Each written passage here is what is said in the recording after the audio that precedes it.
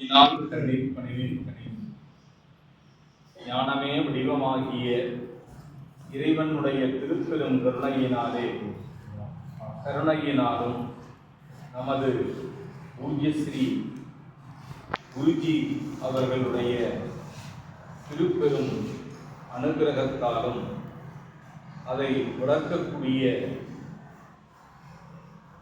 ஒரு ஆலமரத்தின் வேறாக இருக்கக்கூடிய சிவஸ்ரீ அண்ணா அவர்களின் செயல்பாடுகளின் மூலமாகவும் இந்த பாடசாலையானது உருவாக்கம் செய்யப்பட்டு இன்று 24ஆம் ஆண்டு அடியெடுத்து வைக்கின்றோம்.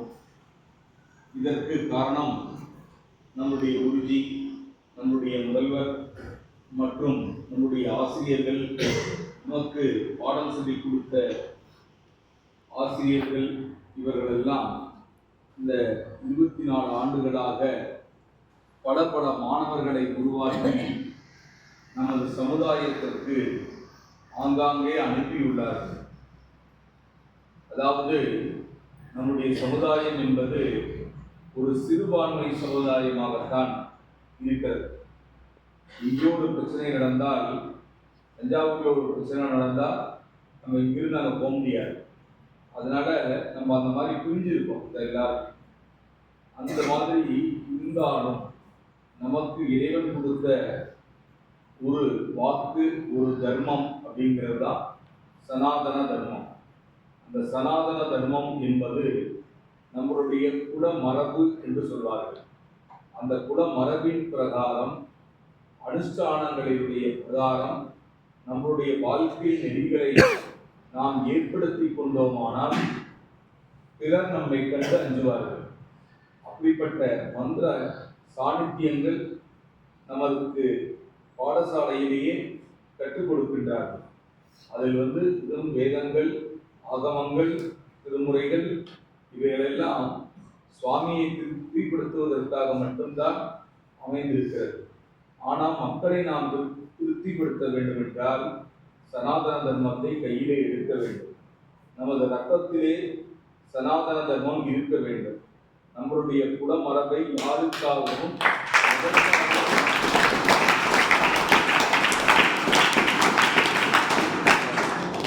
அப்படிப்பட்ட வகையிலே அந்த சனாதன தர்மத்தை உயிர் மூச்சாக பெற வேண்டும். அப்படிப்பட்ட இன்றைய ஒரு நன்னாளிலே இறைவனுக்கு, அதாவது முதல் கடவுள் என்று சொல்லக்கூடிய விநாயக பெருமானுக்கு கணபதி ஹோமம் என்று சொல்லக்கூடிய நிகழ்ச்சியின் வாயிலாக நாம் இந்த 24ஆம் ஆண்டை அடியெடுத்து வைக்கிறோம். அப்படி இந்த 24ஆம் ஆண்டிலே இந்த கணபதி வழிபாடு என்று சொல்லக்கூடியது என்ன என்று சொன்னால், மனிதனாக பிறந்த நாம் எப்படி வாழ வேண்டும் என்று 2 விதமான சுரூபங்கள் மூலமாக அறியலாம். ஒன்று தியானம். அந்த தியானம் என்பது 2 வகைப்படும். ஒன்று தியானம் என்று சொன்னால் இறைவனை மனதால் நினைப்பது தியானம். 2வது தியானம் நம்மளுடைய சுவாமியினுடைய உருவ அமைப்புகளை வர்ணிப்பது தியானம். அப்படிப்பட்ட தியானங்கள்ல எத்தனையோ விநாயக பெருமானுக்கு தியான ஸ்லோகங்கள்லாம் இருக்கு. அதுல விநாயக பெருமான் என்ன நமக்கு உணர்த்துகிறார், அந்த விநாயக பெருமான வழிபாடு செஞ்சதுனால நமக்கு என்ன தடைகள்லாம் நீங்கிறது அப்படின்னு பார்த்தோமானால், விநாயக பெருமான் 3 சுரூபமாக இருக்கிறார். பாதத்திலிருந்து இடுப்பு வரை மனித உடலாகவும், இடுப்பிலிருந்து கழுத்து வரை பூத உடலாகவும், கழுத்திலிருந்து சிரசு வரை மிருக உடலாகவும் இருக்கின்றார். அதே போன்று அவரை வழிபட்டோமானால் எத்தனை வடிவங்களை நாம் வழிபடுகிறோம் என்று சொன்னால், வலது கண்ணிலே சூரியனும், இடது கண்ணிலே சந்திரனும், நெற்றிக்கண்ணிலே அக்னியும், நாவி பாகத்திலே பிரம்மாவும், ஹிருதயத்தில் விஷ்ணுவும், சிரசிலே ருத்ரபாகவும், இப்படி அதே மாதிரி வலது பாகம் சூரியனாகவும், இடது பாகம் சந்திரனாகவும் இருக்கின்றார். அது மட்டுமல்ல, நம்மளுடைய சனாதன தர்மம் எதை குறிக்கிறது என்று சொன்னால், பிறருக்கு நல்ல வழிகளை காட்டுவது, குலமரபுகளை காட்டுவது. இதை யார் நமக்கு சொல்லிக் கொடுக்கிறார் என்று சொன்னால், அந்த தெய்வமே நமக்கு சொல்லிக் கொடுக்கிறது. அதனாலதான் தெய்வங்கள் கையில் ஆயுதங்கள் இருக்கிறது. ஒரு விநாயகரை நம்ம இன்னைக்கு பூஜை பண்ணியிருக்கோம். அந்த விநாயக பெருமானுடைய ஆயுதங்கள் என்னன்னு பார்த்தோம்னா, அங்குஷம், பாஷம், தந்தம், மோதகம், ருத்ராட்ச மாலை, இப்படி எத்தனையோ ஆயுதங்களை வைத்திருக்கின்றார். இதெல்லாம் எதற்காக வச்சிருக்கார்? அவருக்கு பாதுகாப்புக்காக வச்சிருக்காரா? இல்லை, நாம் எப்படி வாழ வேண்டும் அப்படிங்கிறது.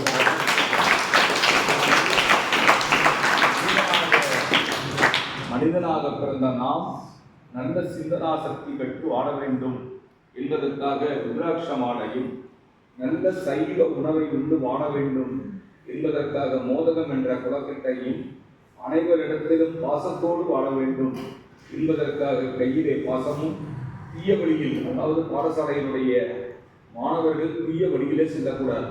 நீங்கள் அஷ்டோத்திரம் சொன்னீங்க, பிரம்மச்சாரிணே நமாஹா அப்படின்னு வருது. அந்த பிரம்மச்சாரி அப்படிங்கிற பருவத்தில் தான் நல்ல ஒழுக்கம் அப்படிங்கிறத தரும். அதுக்காக விநாயகர் அப்படிங்கிறது நம்ம தீய வழியில் செல்லக்கூடாது, யாரையும் தீய வழியில் வழிநடத்தக்கூடாது, தீய எண்ணங்களை போதிக்கக்கூடாது. இப்போ அசுரர்களுடைய ஒரு குலகுரு இருந்தார். அவர் அந்த குலத்தை காக்க வேண்டும் என்பதற்காக என்ன தீய வழிகளை வேண்டுமானாலும் அந்த குலத்திற்கு சொல்லிக் கொடுத்தார். ஏன்னா அது அவருடைய கடமை, அவருடைய பணி. ஆனால் நமக்கு யார் குரு? பிரகஸ்பதி என்ற குரு பகவான். அந்த குரு என்ன சொல்லுகிறார், அவர் எப்படி நடக்கிறார் அப்படிங்கிற மாதிரி தான் நம்ம நடக்கணும். அதே மாதிரி ஒடிந்த தந்தத்தை கையில் வச்சிருக்கார் விநாயக பெருமான். இதற்காக நல்ல கல்வி அறிவை பெற்று வாழ வேண்டும், நல்ல சிந்தனா சக்தி பெற்று வாழ வேண்டும் அப்படிங்கிறதுக்காக தான். ஏன்னா அந்த கல்வி அப்படிங்கிறத மட்டும்தான் நம்ம இறப்பு முதல் கூட வரும், மற்ற எந்த ஒரு விஷயங்களும் கூட வராது. அதனால தான் விநாயக பெருமான் அப்படி வச்சிருக்கார். அந்த விநாயகர்களுடைய சூக்தங்கள்லாம் சொன்னீங்க. அதில் மகா விக்னா பிரமுக்ஷதே, மகாதோஷா பிரமுக்ஷதே, மகா பாபா பிரமுக்ஷதே. இந்த மந்திரம் அப்படின்னு சொன்னால் சொல்பவனையும் கேட்பவனையும் காக்கக்கூடியது மந்திரம். அப்படிப்பட்ட இந்த மந்திரத்தை சொல்லுகின்ற பொழுது உங்களுக்கு எவ்வளவு தோஷங்கள் இருந்தாலும் நீங்கள், ஏன்னா தர்மசாஸ்திரத்தில் எறும்பை கொன்றாலும் பாவம்னு சொல்லுது. ஏன்னா இன்னைக்கு விஞ்ஞானத்தில் எவ்வளவோ உயர்ந்திருக்கலாம், ஆசா விஞ்ஞான கழகங்கள், இப்படி எத்தனையோ விஞ்ஞான கழகங்கள்ல உயர்ந்திருக்கலாம். சாஸ்திரங்களில் பெரிய அற்புதமான இறைவனை கட்டக்கூடிய அமைப்புகளை கூட நம்ம மந்திர சாநித்தியங்களை படித்திருக்கலாம். ஆனால் இறைவன் ஒரு எறும்புக்கு கூட உயிர் ஊற்றுற அதிகாரத்தை யாருக்கும் தரலை, மனிதனுக்கு இல்லை. அதனால நாம் செய்கின்ற பாவம் அந்த பாவதோஷங்கள்லாம் நீங்கணும் அப்படிங்கிறதுக்காக தான் பாபா பிரமுக்ஷதே அப்படின்னு மிக அழகாக அந்த மந்திரங்கள்லாம் அற்புதமாக நம்ம சொல்கிறோம். நீங்கள் படிக்கக்கூடிய பாடங்கள் உங்களுடைய கோவிலோடு நிற்கக்கூடாது. நம்முடைய பாரத தேசத்துக்கு இந்த மந்திர சாநித்தியங்களை எடுத்து செல்ல வேண்டும். நீங்கள் படித்த வாழ்க்கை முறைகளை எடுத்து செல்ல வேண்டும். தீய வழியிலே செல்லாமல் நல்ல வழியிலே செல்ல வேண்டும். அப்படிப்பட்ட நெறிகளை கற்றுக் கொடுக்கக்கூடிய இடம்தான் இந்த பாடசாலை. இந்த பாடசாலை என்பது ஒரு சிறிய விருட்சமாக இருந்து இன்று ஒரு பெரிய ஆடமரமாக ஸ்தாபித்துள்ளது. அந்த ஆடமரத்தினுடைய ஆணிவேர் தான் நம்முடைய குருஜி அவர்கள், ஸ்ரீ குருஜி அவர்கள். அதற்கு அந்த ஆடமரத்தானா வளருமா? அதற்கு தண்ணீர் விட வேண்டும். அந்த தண்ணீர் தான் நம்முடைய முதல்வர் அண்ணா அவர்கள்.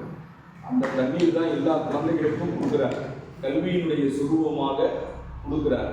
அப்பொழுது என்னாகிறது, அந்த ஆலமரத்தினுடைய வேர்கள் பரவுகிறது, மரங்கள் பெரிதாகுகிறது, மரங்களிலிருந்து விடுதுகள், அதாவது அந்த விடுதுகள் அப்படிங்கிறது தரையில் வருது, சின்ன சின்ன இடைகள்லாம் கூட்டுறது.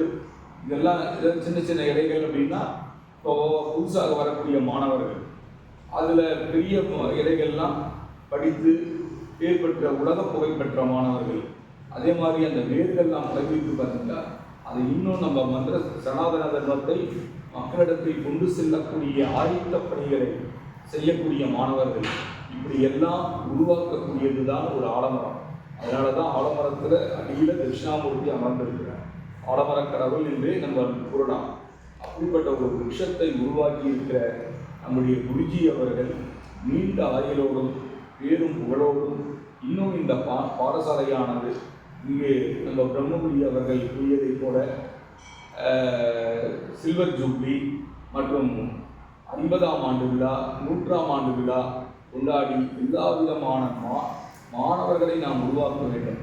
ஏன் இதெல்லாம் உங்கள்கிட்ட இவ்வளோ தூரம் நான் கஷ்டப்பட்டு சொல்கிறேன் அப்படின்னா, இன்னைக்கு ஒரு கிறிஸ்தவ மதம் அப்படின்னு எடுத்துக்கிட்டோம்னா அவன் தன்னை போதிக்கிறான். என்னுடைய ரத்தத்தில் கிறிஸ்துவன் இயேசு அப்படிங்கிற ஒரு சாஸ்திர நூல்களெல்லாம் வச்சுக்கிட்டு போதிக்கிறான்.